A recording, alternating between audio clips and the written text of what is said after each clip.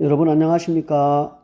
한국 자생출란을 산채하시고 수집하시면서 난실에서 사계절 관리하시며 분촉하시고 번식하시는 과정과 꽃과 신화의 계절에 그 품종들마다 보시는 색상과 모양을 가지고 많은 그 수고의 보람도 느끼시리라고 봅니다.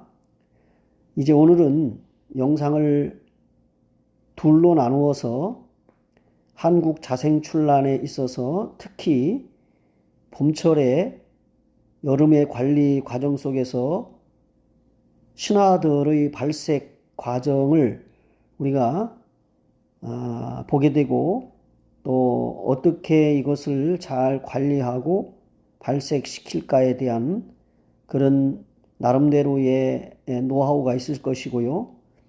또 그런 여러 가지 궁금 사항에 대해서 나름대로 재배를 오랜 기간 해본 나름대로의 그 노하우를 함께 영상을 보시면서 둘로 나누어서 영상을 올려드리고 말씀을 드려보려고 합니다. 이제 한국 자생출란의 신화의 발색과 여름 재배 관리에 대해서 또 그 발색된 신화 관리에 대해서 부분적으로 필요한 것만 나누어서 말씀을 드려보려고 합니다. 출란의 신화 발색 과정은 복잡한 관리와 특정 환경 조건을 요구한다고 봅니다. 오늘은 그래서 신화 발색을 위한 기본적인 원리와 과정 그리고 발색을 위한 주의 사항까지 말씀을 드리려고 합니다.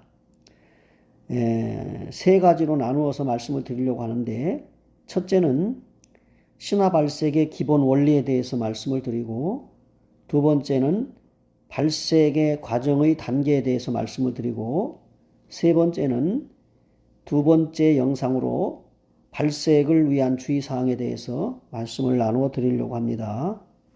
첫째, 신화 발색의 기본 원리에 있어서 신화의 발색은 여러 작용성이 있습니다.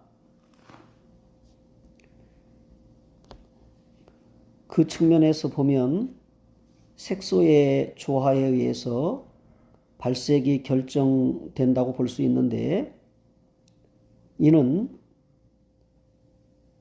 세 가지로 나누어서 말씀을 드리면 엽록소에 관련된 말씀 그리고 두 번째는 안토시아닌에 관련된 말씀 그리고 세 번째는 카르티노이드에 대한 말씀을 그 색소에 의해서 영향을 받을 수밖에 없는 식물의 특히 한국 자생출란의 그 생리에 대해서 나누어 말씀을 간단하게 드리려고 합니다.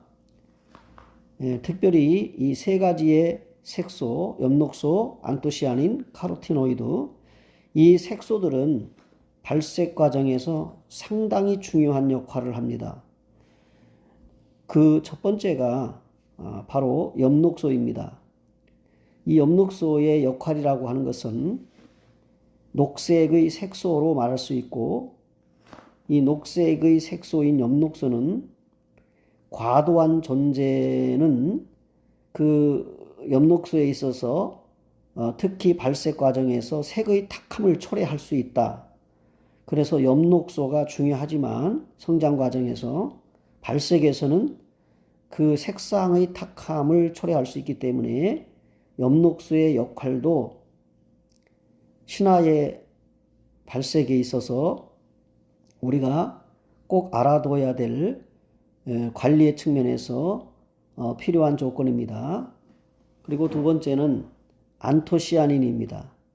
이 안토시아닌은 그 신화의 발색에 있어서 상당히 중요한 요소를 가지고 있는데 그것을 pH라고 합니다. 그것을 풀어서 말씀드리면은 용액 속의 수온 즉 수소 이온 농도를 나타내는 지수를 pH라고 그러는데, 이 pH의 변화에 따라서 특히 출란의 여배품인 발색의 색상을 어떻게 조화롭게 발색을 시킬 수 있느냐 하는 것이 이 pH 용액 속의 수소 이온 농도를 나타내는 이 지수가 상당히 큰 역할을 한다. 이 안토시아닌의 역할이 신화의 발색에 중요한 역할을 한다. 이렇게 말씀을 드릴 수가 있습니다. 그 다음에 이제 세 번째가 이 카르티노이드입니다. 이 카르티노이드는 녹색의 엽록소가 발현이 무늬로 발전해 가면서 노란색, 이 노란색과 그 다음에 이제 주황색, 다시 말하면 황색과 죽음색, 이 노란색과 주황색을 띠는 색소를 가지고 있고, 이것이 발색에 있어서 대단히 조화로운 발색에 중요한 역할을 하는 것이 카르티노이드입니다. 지금 세 가지로 나눠서 그 발색에 있어서 중요한 요소들을 말씀드렸거든요. 엽록소하고 안토시아닌하고 카르티노이드. 이 세 가지는 엽록소와 그 다음에 pH 용액 속의 수소 이온 농도, 이 pH의 변화에 따른 색상의 발색, 그 다음에 노란색과 주황색에 있어서 그 색소의 발색, 이것이 조화롭게 잘 이루어졌을 때 우리가 산에서 볼 수 있듯이 색상이 완전히 빠져버린 유령도 있지 않습니까? 유령처럼 그렇게 되지 않고 적당히 엽록소가 끼어 있으면서 카르티노이드가 발색이 되고, 그 다음에 이제 안토시아닌이 고정화되어지는 이런 색소의 침착이 함께 어우러졌을 때 아름다운 신화의 발색을 우리가 그 과정으로서 볼 수가 있는 것입니다. 그 다음에 이제 그 발색 단계에 대한 말씀을 드려볼게요. 신화의 발색 과정은 몇 가지로 그 단계를 나누어서 볼 수가 있습니다. 대단히 중요한 우리가 꼭 알아둬야 될, 즉 출란을 수집하고 산체에서 만들어진 자기 환경에서 난초를 분해심어 올려가지고 엽록소의 발색이 적당한, 그래서 이제 신화가 발색할 수 있는 그런 환경 조건, 소나무가 있고 그다음에 참나무들이 간간히 끼어 있으면서 빛도 들어오고 그늘도 주고, 이렇게 반그늘 상태에서 이제 조도와 광도의 적당한 비율 속에서 신화들이 씨앗이 떨어지고 출란 씨앗이 떨어지고 신화를 올리면서 발색하고 있는데, 이것이 이제 광도가 높거나 조도가 높을 때는 환경이 맞지 않으면 이 발색에 있어서 상당한 그 조화로운 발색이 되지 않는다 하는 것입니다. 유령처럼 다 무늬 발색이 다 빠질 수도 있고, 또 근본적으로 색상은 가지고 있으나 여러 가지 그 빛이라든지 또는 이제 그늘이라든지 이런 여러 가지 환경 조건이 맞지 않을 때는 또 화려한 발색을 기대할 수가 없어요.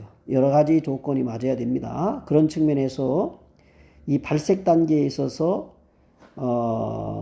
이제 5가지 정도의 구별된 그런 그 과정이 꼭 이렇게 신화의 발색에 있어서 중요한 역할을 하기 때문에 나눠서 말씀을 드려봅니다.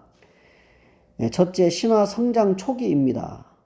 신화가 성장할 때 올라와서 화장토를 뚫고 올라와서 성장하는 그 초기 단계, 이때 어두운 곳에서 관리를 해줘야 될 품종이 있습니다.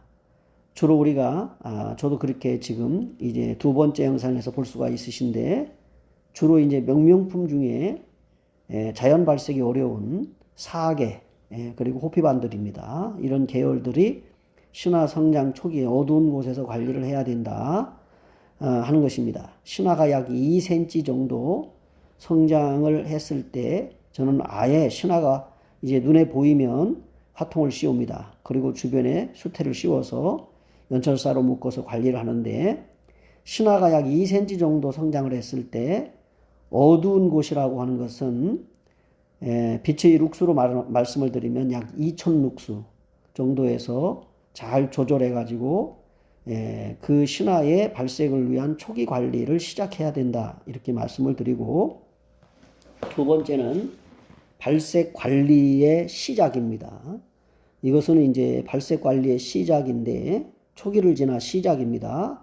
이때는 밝은 곳으로 이동을 합니다. 신화가 예를 들어서 6, 7cm 정도 자라면 밝은 곳이라고 하는 것은 룩수로 말하면, 빛의 룩수를 말하면 광도지요.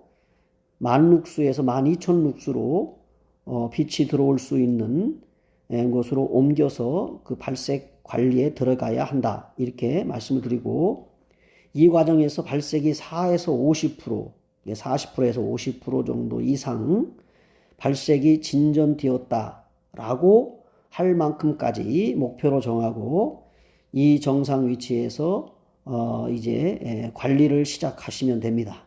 이게 이제 두 번째 발색 관리의 시작이라고 볼 수 있고, 그 다음에 세 번째는 차광과 채광을 얘기합니다. 보통 발색에, 신화 발색에 있어서 중요한 의미가 있습니다. 엽록소 생성을 억제하기 위해서 채광과 차광을 적절히 잘 관리하셔야 됩니다. 품종에 따라 다르지만은 이때 수태를 덮거나 화장토를 덮어서 차광을 해주게 됩니다. 저는 주로 복토를 해서 보습 효과를 줍니다. 이렇게 해서 채광과 차광을 하죠. 우리가 이제 난실 위에 철사로 엮어서 대를 만들어서 감아 가지고 앞으로 당겼다 뒤로 밀었다 하면서 채광과 차광 관리를 합니다. 난실에 따라 다릅니다. 주로 아파트 베란다 같은 경우는 이제 차광을 유리 쪽에 하셔야 되고 통풍도 필요하지요. 그 다음에 이제 네 번째가 이제 온도 관리입니다. 온도 관리는 여름으로는 온도를 조절하고 신화가 지나치게 높은 온도에 노출되지 않도록 해야 됩니다. 그리고 동절기에는 겨울철 적정 온도가 그 관리를 해보니까 약 5도 전후가 되는 것 같습니다. 그래서 온도 관리도 대단히 중요하다. 네, 꽃도 그렇고요. 그리고 신화의 발색도 마찬가지입니다. 그 다음에 다섯 번째 마지막입니다.